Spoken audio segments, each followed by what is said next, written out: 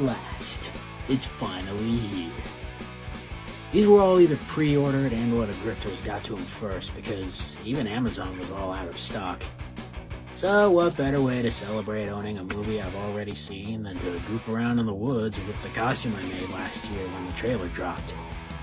I wish I could say this reel was sponsored by somebody, anybody, but wishing one hand, Pooh in the other, then see which one fills up first, I guess.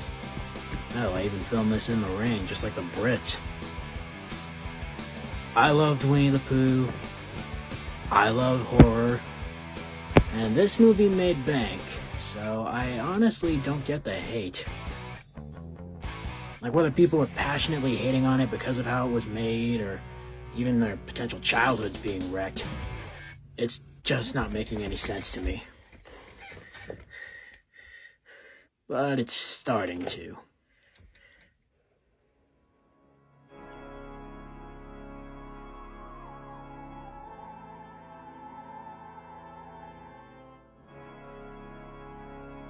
Those British motherfuckers.